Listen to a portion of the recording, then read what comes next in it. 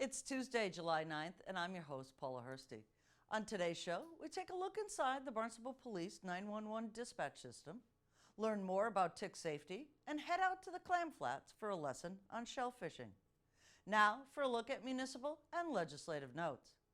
Did you misplace or forget to send in your town of Barnstable census this year? The census is conducted in accordance with Massachusetts general laws in every city and town in the Commonwealth of Massachusetts yearly. By responding to the census, the town clerk's office is able to keep your voter history and voting address up to date. However, voters are made inactive if the clerk's office has not received your annual census or if you have moved and have not notified them. If you're unsure or just want to check on your voter status, you can call the clerk's office, 508-862-4044, so they can update your information or just come into their office. Getting help during an emergency is a 911 phone call or text away. 911 calls in the town of Barnstable are routed to the dispatch at the Barnstable Police Station. We visit dispatch to learn more about this valuable public safety service. Today, Channel 18 will take you on a tour of the dispatch at Barnstable Police Department. It has been combined with Hyannis Fire Department. And with me today, Lieutenant Mark Cabal. Mark, you're finally up and running, people are trained, and the new dispatch is working as expected. As expected, and I'd say better than expected. Great. We're just hitting the 6-month anniversary from the hire date of our new civilian staff, and we're finally getting into a good, comfortable groove where things are going very, very well. Okay, so let's talk a little bit about the new staff. So the last time we spoke during Dispatch 101, you were in the process of hiring. So yes. How did that training go? The training went well. Out of the 12 that we hired, we ended up losing a few. So we're in the process of hiring and training some more. It's a very difficult job, and it's very tough to gauge who's going to be great at it just based on an interview or an application. So we put a lot of weight into our on-the-job training and our classroom training. And after that, when they finally get on their own, unfortunately, sometimes we have to make the tough decision to let someone go so that we retain the best quality dispatchers. Right. So talk a little bit about their classroom training. So when we came in today, you had some additional training. So they're training all the time. It really is never ending. Just a few minutes prior to you folks getting over here, we had 4 or 5 rescue calls at once. So it was very, very busy. Would involve mutual aid, calling in officers, calling in firefighters from home. After that settled down, the captain from the Hyannis Fire Department just popped in just to check in, following like a very busy time, make sure everything went okay, make sure no one had any questions. So really the training is like almost every day. It almost never ends. Right. So the calls that come in are never the same. No, I wish they were. That would be easy. Right. So talk a little bit about the facility itself. You have screens everywhere. You have keyboards. There's a lot of equipment in there. Detail some of what that equipment does. Sure. So when we get into the dispatch center, it's made up of 4 different main positions. And all 4 of those are staffed by dispatchers, or in some events we'll bring 1 police officer in there as well, depending on the staffing needs of that time of day or year. But at each of those seats, it's set up with a total of 7 monitors. There's a lot going on, and each of those monitors is a 24-inch monitor, so it can hold multiple windows. They could easily have 10 or 15 Microsoft-type windows open that they're working with at any given time. One of the monitors is strictly for the radio system, 2 are dedicated strictly to the state 911 system, and then the other 4 is where we pile in everything else that we have to do. And it's everything from dispatch software to plain old Google Maps that everyone uses at home, and the town website, property lookups. We utilize every single thing that we can get our hands on to grab information from when we're working these calls. Okay. All right, so this is one of our 4 positions. They're all basically set up exactly the same way like I was talking about. And if you just back up a little bit, Ross, here, I just want to show them all the different monitors that we have. So this one over here on the left strictly controls our radio systems. You see the blue boxes, those are our police channels, and all those red boxes are fire channels. The gray down the bottom, we actually now have all the local UHF. We have the stuff like at the high school, the community college, the hospital. We have a ton of different resources that we get in here now that we didn't before the merger. These 2 screens over here, this is our 911 mapping. So what you'll see on the bottom is basically the call control screen that's going to give us a layout of everything that's going on at any given time. And then on the top, if you can toggle, Ross, can you toggle through a couple of calls? That's what the mapping looks like when a call comes in. That particular call there is a landline call. I believe that was a transfer from, what do we got there? Oh, that was, okay, so that was a landline call from 89 Lewis Bay Road in Hyannis that we just had a little while ago for a medical issue. You can tell, all the information comes up when these phones ring. We can tell right away that it's a landline, and when we know it's a landline, then we know it's completely accurate. If it was a cell phone, it would give us some of that accuracy data that I was telling you about. Moving over to these screens here, this one up in the top right, this is what we call our emergency medical dispatch cards. Okay, so when someone calls in, let's say it's a heart attack type situation with a lay person, there's no medical person on site, we are able to, by clicking through some of these boxes, you'll see here we can pick what's wrong, and then from there we can transition right to a CPR instruction or any other type of medical instruction that will help the patient prior to the ambulance getting there. So we have a lot of different ways with that, and it's set up, it's very, very scripted, so it's regulated, scripted. There's really no kind of going on your own here. We have it set up for these dispatches. We've set them up for success with that. Okay. The bottom two screens here, you see, these are the computer dispatch screens for the police side of the work. This is where all the calls get entered. That one there is all of the calls that are going on right now. So if you're looking at the road, to give you an example today, 6, 7, 8, 9, 10, 11, 12. There's about 13 police officers that are working just patrol right at this very moment, and about half of them are busy tied up on calls. And we've got everything going on from car stops to a security ramp check of the airport to an assault out in the outer sectors and checking on some homeless activity on school property over at Hyannis West. So you can see we're doing a little of everything, and all of that stuff gets fielded right through here in the dispatch center. Excuse me. This one keyboard and mic kind of controls everything. Kind of controls everything. We have 4 different speakers, so we can listen to literally 4 different radio channels at any given time. And then the 911 phone, the business phones, and that pretty much sums up everything that's at this one position here. Of the 3 shifts, I would say that the day and the evening shift, probably up until about 8 or 9 p.m. are the busiest times of the day. The midnight shift, we get very, very busy for the first few hours. Then we have kind of a lull, and then when people start getting out and get back to work around 6 a.m., we get pretty busy again. But overall, we can count on it being busy almost the entire day. And when the 4 to 12 shift comes in, they can count on being pretty busy right through about 8 or 9 p.m. And you have some lulls here and there. And again, it's just tough to judge. The fire dispatch position could be slow all night. Like literally no calls on any given night, and then we could have 5 different calls going on at once, which would involve bringing in outside resources. Right. So it's tough to gauge. Our busiest night of the week, our busiest day of the week, typically a Tuesday. Really? Good luck explaining that.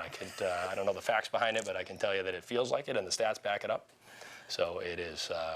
I typically work the midnight shift. When I come in on any given night, this cell block is at least half full.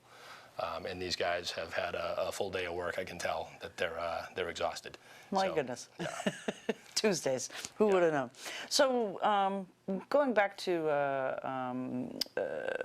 if there's a mass incident, how does this get broken down? So, for example, there's a 3-alarm fire, there's mutual aid and those types of things that happen. What happens in this situation here when there's multiple calls coming in for the same event? Absolutely. So typically we have this one position that's handling the fire end of it, usually on their own. If we had a 3-alarm fire, that's gonna require 2 different people to handle that. So this entire front half of the room, we would just dedicate to the 3-alarm fire and everything that goes with that. We have a supervisor that would step in and make sure they're in here for that entire time. They basically normally float between these few rooms here, but they're going to be in here helping. And we also actually, fortunately for us, for the first year, we have an agreement with Hyannis Fire that if we did get into one of those situations, they have somebody that's ready to respond from home to come right in here and assist us. So that's just part of our training. That wouldn't be a long-term thing, but we do have that set up for right now. So there's no real increase in staff. Everyone just has to step up their game, and then we kind of dole out the roles a little bit. Okay. Let's see what we have going on here. We have a 911 call here. A dislocated knee. All right, so just hold on a second. I'm going to get an ambulance started to you, okay? 9 years old. she able to talk okay? And it's the Cape Cod Academy, Cheer Academy? Ambulance 2, medical, Daisy Melissa Playhouse, Solomon, what's your phone number? 150 Lane. Ambulance 2, medical, Daisy Playhouse, 727. 150 Lane. You said she was 9 years old? So what you heard there, I'll just kind of talk over them a little bit, was the automated dispatch for Hyannis Fire. So all of the Hyannis Fire people that are working right now, they heard that on their radios, and it gets blared over the speakers at the station, and they, as we speak, are running to the ambulance. So the next part for the dispatcher here is he's going to go over to the medical cards and just see if there's anything they need. In this case, a minor sports injury at a cheer academy. There's probably not a whole lot for him to do, but he's just going to make sure. Okay. It should be that shortly though. Okay? You're welcome. So that's a routine medical call for Hyannis Fire in its entirety right there. Excellent. Now, you talk about, you know, some of the other resources that you have to use. Property lookup. So Barnstable's a fairly big town with Yes. lots of nuances in the villages. Absolutely. These dispatchers may not be from Barnstable? That has been definitely one of the toughest things to overcome in training. We're not gonna not hire someone because they're not from here, Right. okay? Because we have very, very qualified people applying. So we really push extra training with those people that maybe didn't grow up here. I'll put them out on ride-alongs. I'll have an officer take them literally to every little nook and cranny, stuff that's called weird names, big public venues, and make sure they know, make sure the big apartment complexes that are called different names, they kind of can visualize what they're sending people to. Okay. And they'll get out there and say, oh, wow, this place really is like 100 units. Wow, this is a big deal. So now, forever, they've got that vision in their head. We have one dispatcher that's from Rockland who really has little to no experience on the Cape. So he's coming along very, very nicely. I put him out on a few extra ride-alongs. And it's, again, using all those resources. Right. And the property lookup piece of it, that just gives them, you know, the different pieces of the neighborhood? The property lookup specifically we're using to verify if an address is actually a real address. Okay. That and an owner, okay? So we often get called to locations by alarm companies, and it can be very easily for some alarm monitoring center out in Mesa, Arizona, or maybe not even in this country, Right. to give a wrong address. So a lot of times we get, not only do we get the address, but we'll get the homeowner name with it. So now we'll look and say, oh, it's not, 133 Little River Road, it was 123. Something that you're just not going to know. You grab that extra piece of information from an unlikely source, and that solidifies where we need to go. Excellent. Anything else you want folks to know about this new system and how it's working for Barnstable Police Department? Sure. I think the biggest benefit for all, it's not really for the Barnstable Police Department or its officers, it's for the people that live and work in this town. I can say with confidence that there is no system anywhere that can get an ambulance dispatched any faster than what we're doing right here for the District of Hyannis, okay? So when you call 911, whether it's cell phone, business, home, you get one voice, one person, you get an ambulance dispatch within seconds, you get medical instructions, you get the police if needed. There's no bouncing around of these calls anymore. And I just don't know how you could get any faster than that. Right. A lot of times we're beat to the calls by the fire department, even though I'm already on the road. Right. Coming soon, I'd say probably 2 or 3 months away is texting. Really? So that's Great. a big rollout that the state's been working on for a couple of years, and they've been cautious. We want people to be able to text Right. in an emergency where they can't speak, Right. but we don't want people to start texting just because it's easier. We really want to talk to people. Right. But it's a great extra tool. Right. And mass disasters as well. Texting, usually the phone lines are jammed, so texting Yep. does work, and hurricanes and things Absolutely. like that as well. So that's great news. Yes. Barnstable County entomologist Larry Dapsis has important information on keeping you, your pets, and yards safe from these nasty critters and the debilitating diseases they can transmit.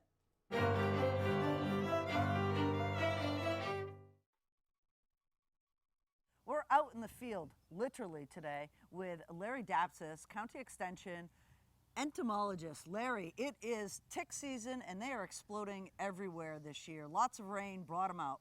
Well, tick season actually started January 1st, and it's going to go till December 31st and pick up again January 1st. But you're right, with all the rain that we've had recently, that just creates the environmental conditions that ticks can be in places you wouldn't normally find them, and they're active for longer periods of time.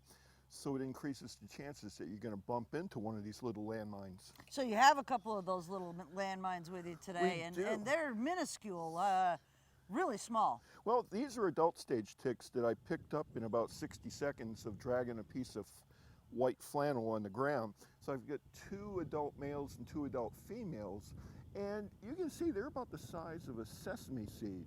Right. But we're in a transition stage right now because what's about to start coming out are the nymph stage of this tick. Oh my gosh, you can't really even see them. They're extremely small, like a grain of sand. They're the size of a poppy seed, and they'll be with us about now until early August. And the significance of this is that it's so small, it can elude a tick check. So this stage is responsible for 85% of all tick-borne diseases. So those little things bite. They do.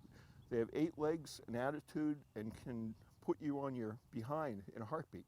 Wow.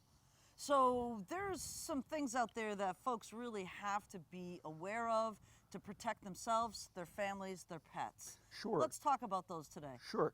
Well, the other thing is that the headline here, it's not just about Lyme disease anymore. We're up to 5 different pathogens that this particular species of tick can vector and make you sick. And last year in our surveillance work, we found 13% of the ticks on Cape Cod were co-infected, meaning they're carrying 2, 3, or even 4 pathogens. And those are some of those real scary big words, powassan and Babesiosis, right? yeah, all of them. So they're all quite serious and can be serious. So let's talk about the 3 Ps. Right. The way we run this program is protect yourself, protect your yard, and protect your pets. So first and foremost, for self-protection, I talk about repellents as a first-line defense. Right. So we've got the standard products that people are familiar with, things like DEET, 30% DEET, but that's for exposed skin. Okay. So the tick won't bite you where that DEET is, but it might just keep marching along until it finds a place where there's no DEET. Right. For me, the top repellent on the books contains the active ingredient permethrin, and this is for treating clothing and footwear. And what I found in my research on this is that if a tick is exposed for 60 seconds, it's guaranteed to die in about 10 minutes. Wow. So it works like a charm. So you treat your footwear about every 4 weeks, and if you treat your clothing, it'll keep its activity through 6 washings or 45 days. Or you can get pre-treated clothing from a company, principally Insect Shield, and 70 washings claim, the life of the garment. Wow. And since I've been starting this regimen 7 years ago now, I've not received a single tick bite. And I went out looking for them.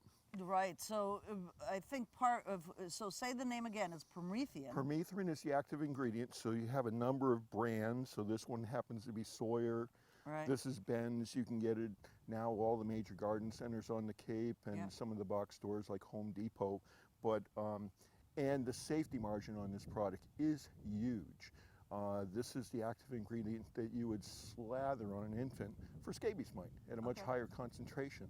So chemically, it's the perfect chemical for our particular application.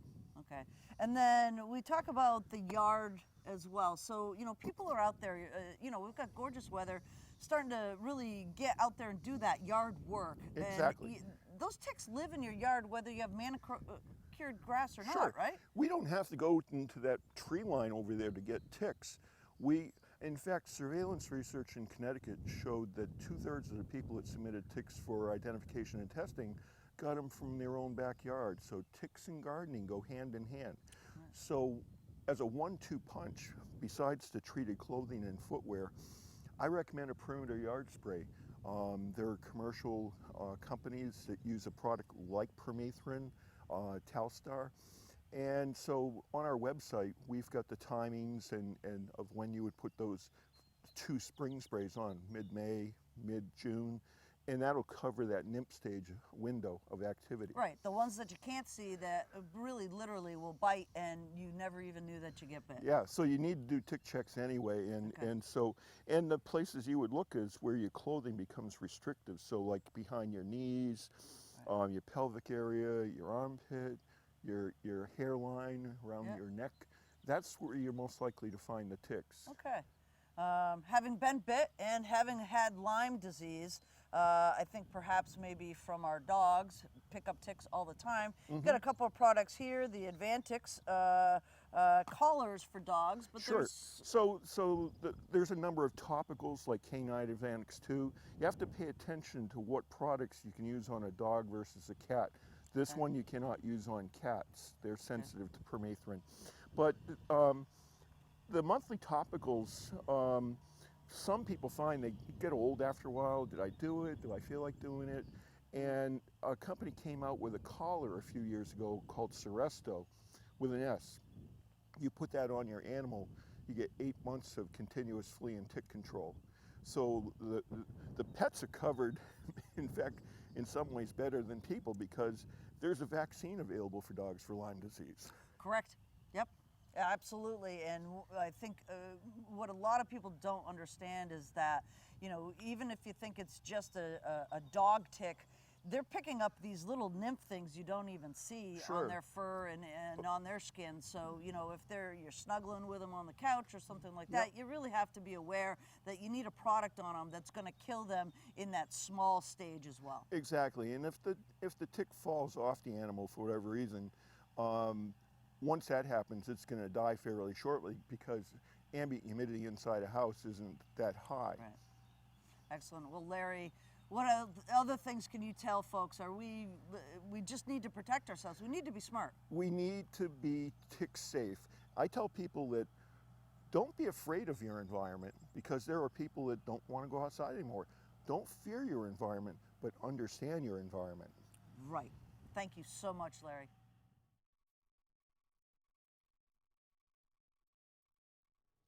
It's time to get your shellfish on. Want to learn how to scratch like an old-timer, or looking for tips to increase your catch? Maybe a recipe or two for all those quahogs? Shellfish technician Liz Lewis has just the class.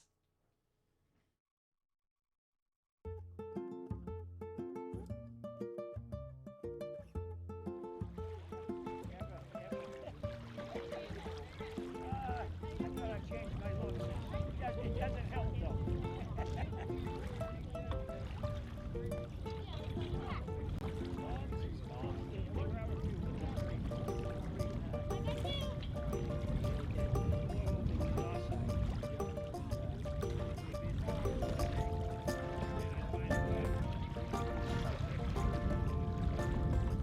They've been going really well.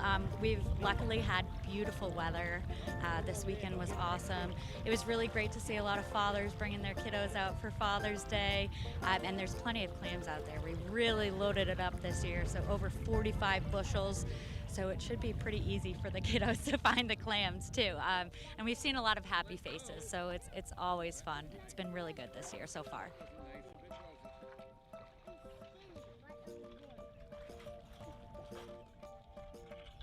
We dig other propagation areas where the quahogs are planted very densely, and then we'll use this area to spread them around and give it a more natural feel.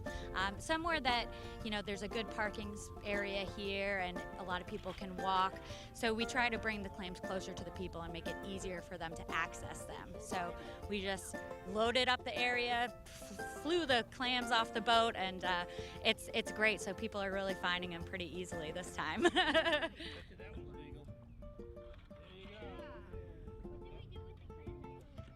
Yeah, so for a resident, we have a resident permit that's $40, and that's good for the entire year. And you can get a full peck of quahogs, a full peck of steamers. You can get a full peck of mussels on top of that. So really great. It opens up the doors for all your shellfish needs. So $40 for a resident permit, then you can pick up at our office at Marine Environmental Affairs. We also have non-resident permits for $140, and it may seem like a lot, but with all the shellfish that you can get for it, it's totally worth it. Especially, it's good through oyster season too. So in November you can get a half peck of oysters, and that's about 40 to 50 oysters. So yeah, come on down, get your permit. It's open to everyone, and we're even trying to find places for non-residents to park, because we know that's been an issue. So we're really working on that to be able to bring more people down to the landing and get their own food.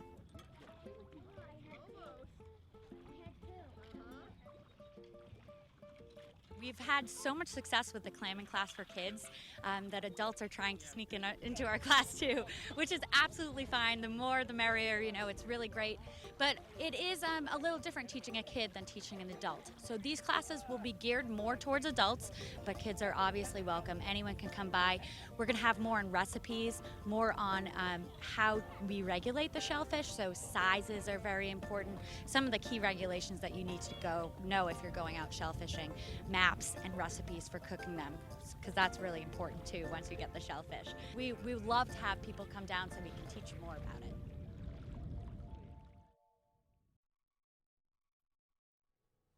Up next, things to do, places to go, and people to meet.